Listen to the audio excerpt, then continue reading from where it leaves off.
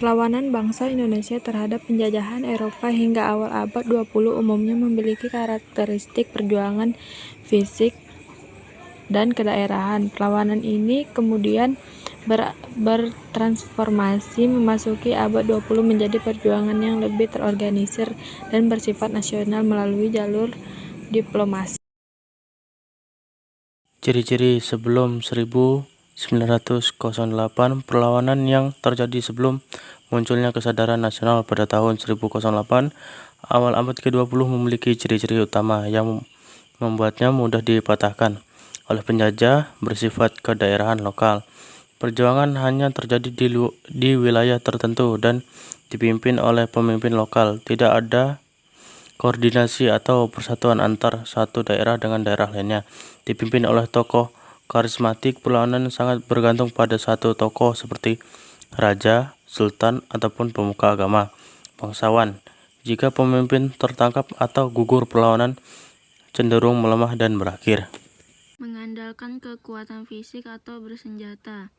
Bentuk perlawanan utama adalah perang atau pertempuran bersenjata secara langsung, menggunakan senjata tradisional, keris, bambu, runcing, dan lain-lain.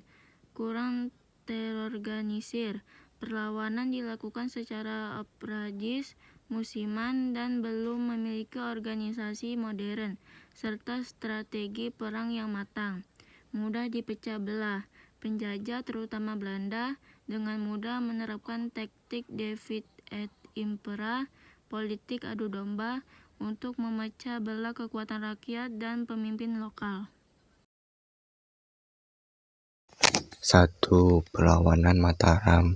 Tokoh Sultan Agung Hayagorokusumo tahun 1628 dan 1629 fokus melakukan 2 kali penyerangan besar-besaran terhadap markas VOC di Batavia bertujuan mengusir VOC dari Pulau Jawa.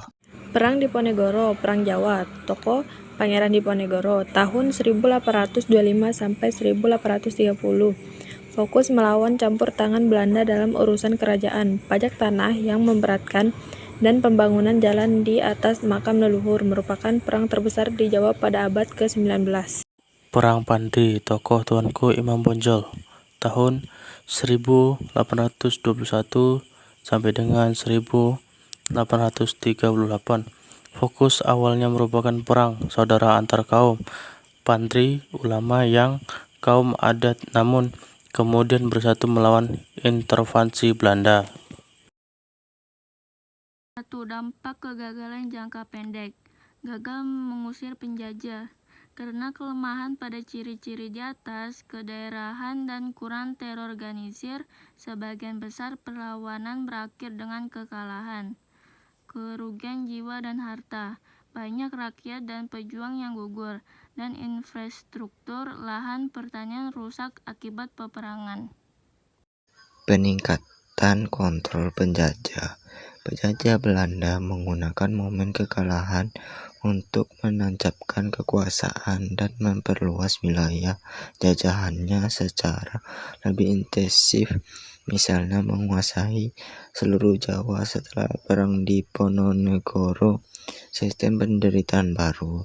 Kekalahan sering diikuti dengan penerapan kebijakan yang lebih menindas seperti tanam paksa, sel, dan kerja paksa rodi. Dampak positif jangka panjang, membangkitkan semangat patriotisme meskipun kalah. Perlawanan tersebut menunjukkan adanya keberanian dan keinginan kuat untuk merdeka yang menjadi inspirasi bagi generasi berikutnya. Munculnya kesadaran nasional.